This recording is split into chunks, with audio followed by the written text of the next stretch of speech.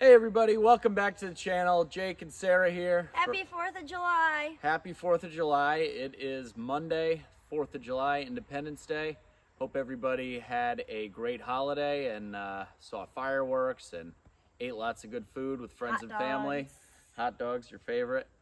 Well, we are out here in the wood yard. In the last video, you saw me doing a little bit of modification to the four-way splitter wedge on the RuggedMade log splitter to help accommodate some of these smaller rounds. So we're gonna put that to the test today. Hopefully fill up this empty IBC tote with some nice maple firewood. And then we're gonna continue on with our Independence Day, probably head to the lake with some friends. So I'm gonna grab the camera, quickly show you the modifications I did to the splitter wedge. Then we're gonna fire up the RuggedMade splitter and make some firewood. Let's do it. Sound good? Sounds great. All right. So here we have the finished product of the modifications I did. As you can see, the four-way splitter wedge now sits a lot lower, 2 inches lower to be exact. I had to do some modifications to the mount here as well to allow for it to still function properly and be able to raise and lower the splitting wedge. Now this doesn't affect how high up I can raise the wedge. It'll still go to the same height. It just allows me to drop it down a little bit lower. So I think this is gonna work pretty well for these smaller rounds. It'll help keep them a little bit centered and keep my splits roughly, all the same size. I did have to go ahead and cut the actual shaft that goes up into this mount 2 inches lower as well to allow for some fall there to make it come down lower. But I think it should work pretty well. I just literally ran one piece of wood through it yesterday when I came and slapped it on. So I'm excited to see how it does. So we're gonna fire up the RS737 and get to filling up this tote.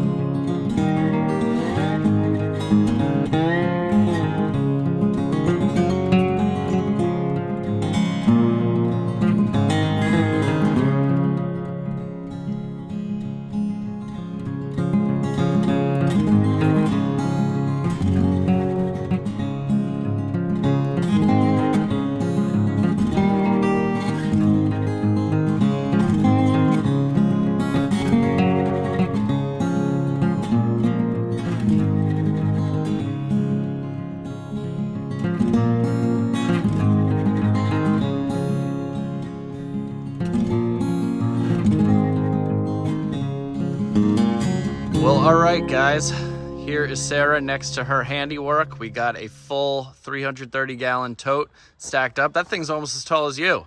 It is. And I think we beat our record. We started at 8:16, and we just shut down the splitter at 8:43. So by my calculations, that is 27 minutes. So we got a nice full tote, some airspace in between there for drying purposes in 27 minutes. This four-way wedge is working really well. I really like how I can drop it down lower. As I mentioned before, that's something I've been wanting to do for a while. So it really helps with these smaller rounds. And then when I have the larger rounds, like those two up there, I just raise it up and it works great. So you still like splitting these smaller rounds, right? It just goes faster? Yeah, I never want to do the big ones again. We'll save those big ones for Chris. Yes.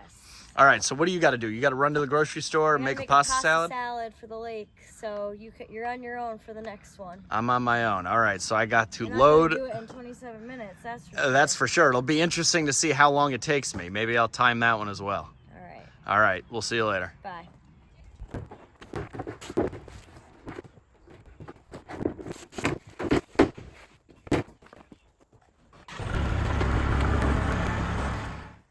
Okay, guys, got that full tote swapped out. As you saw, I put a cover on it. I got a whole stack of them right over there.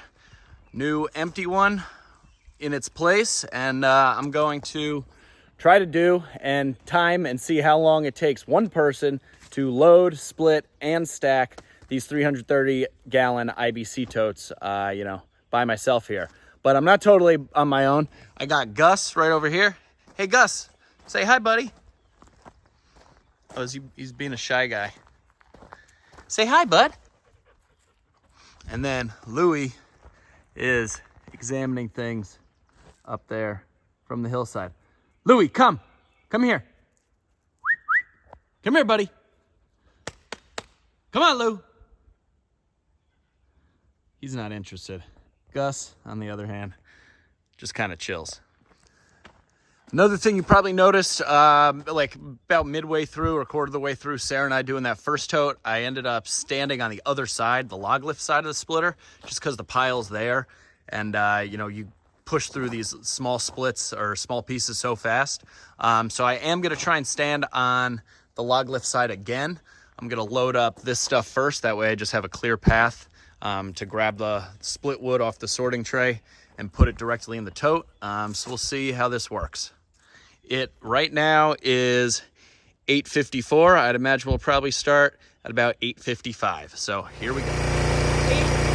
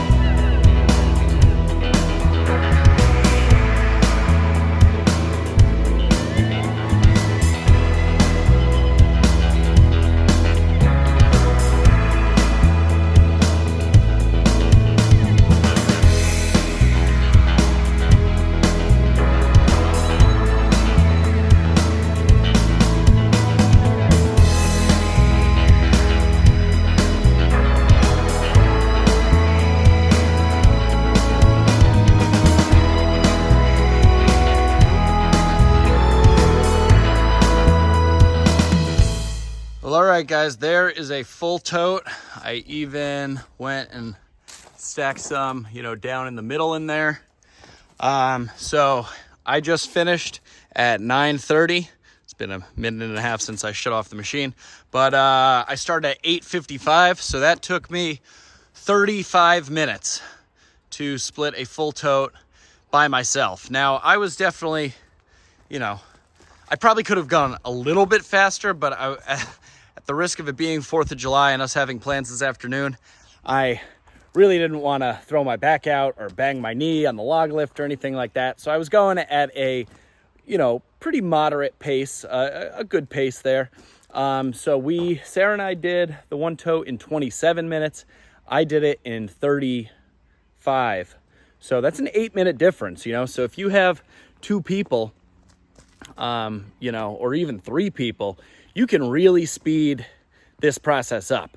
The one thing that you might have noticed is that the auto cycle on the RuggedMade, I don't know if you could tell during the time lapse, but, you know, as this fluid heats up, because this RuggedMade splitter only has like a 12-gallon tank, and that's like the major downfall to this splitter, especially with the auto cycle and everything I've done to it, is that I put so many cycles through this thing and sped it up with the dump valve that the fluid heats up really fast. So let me show you what I'm talking about here. So on the RuggedMade splitter, the hydraulic tank is that box. It's like, you know, spans between the 2 wheels.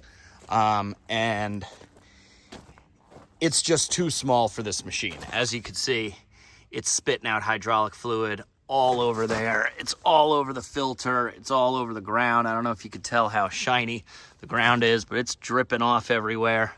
And, you know, my issue with that is that it just heats up. There's no method of cooling for the fluid. You know, beyond going to replace some of my fittings, you know, these 90 degrees with like 45s or straights, there's no real good method of me to keep my hydraulic temperatures in check. I suppose I could put on an, you know, an external auxiliary hydraulic cooler, like a radiator kind of thing, but I don't really know how to go about doing that. I'm sure I could figure it out, but it's not really something I want to do. So I think that is one of the main things I think RuggedMade needs to address in the future, is either adding some sort of cooling onto their splitters, or just, I think the simplest thing would to just have a much larger tank. Instead of a 12-gallon tank, let's double it to a 25-gallon tank, or even a 30-gallon tank. Because people are starting, you know, to buy these things. I see a lot of people on YouTube using them in commercial settings. Now, granted, it's kind of a prosumer grade splitter. You know, it's not an Easton made, it's not a Wolf Ridge, but it's also not your big box store, you know, a Troy Built or something like that. It's kind of in the middle, and it has the features of some of those larger splitters at a much more affordable price. And I think I've proved time and time again that with some simple, fairly simple modifications, if you know somebody that welds, or you can weld yourself, and you know a little bit about hydraulics, you can really upgrade these splitters to perform quite well. So I think a bigger hydraulic tank or better cooling, something to address the expansion of hydraulic fluid in warmer temperatures. Now, if you're looking here in the wood yard, we are in the shade. It's not like we're out in the blistering sun. It's also 9:35 in the morning. I don't think it's really quite broken 80 degrees yet. And we split for, you know, about an hour here. So I think that this is something that needs to be addressed, and, you know, I'll leave it at that. But all in all, I think 8 minutes for one person to fill up a 330-gallon tote, or an 8-minute difference, I should say, is pretty good. I thought it was going to take a lot longer. Now, these smaller rounds and stuff are perfect for that. I think if I was dealing with larger rounds like that ash piece there, it would have taken me considerably longer, because, you know, there's a lot of futzing around dealing with the resplits and everything, pulling it back. But I'm super happy with the way that my modification here on the Wedge seems to be working. I already pushed all the paint off of it, but that's totally fine. So next I need to go ahead and modify just the mount on my 6-way wedge to make it fit the shorter shaft here. I'm going to lower it down 2 inches to compensate, so it'll still lift up to the same height. But all in all, you know, this RuggedMade splitter has served me very well. Bought it used years ago, put some money into it, you know, fixing it up, adding stuff, making it my own, and it's a great machine. I couldn't be more happy. So guys, I think that's gonna about do it today. We're gonna cut the work session a little short, considering it's the 4th of July. Don't want to piss off the neighbors, and I want to get headed to the lake over there. So I hope you enjoyed the video. I hope this gives you a good, you know, frame of reference as far as what just adding a second person can do as far as speeding up the splitting process. You know, 8 minutes over you know, a single third of a cord, if you extrapolate that out over even a cord, you've just saved yourself, you know, roughly 24 minutes per cord if you have a second person. So, you know, that's big time savings over the course of a day, a week, a month, a year, so on and so forth. So it's just a little food for thought, but I hope you guys enjoyed the video. Welcome to any new subscribers. As I've been saying, we've been getting a lot, so please feel free to drop a comment down in the comment section below. Introduce yourself, let me know why you're watching the channel, what you like to do, where you're from. I love hearing from you guys, and I do try to reply to everybody. So for now, give me a big thumbs up, hit that subscribe button down below if you haven't done so already. But that's gonna be it. So I'm Jake, this is Dude Ranch DIY. Thanks so much for watching. We'll see you here next time.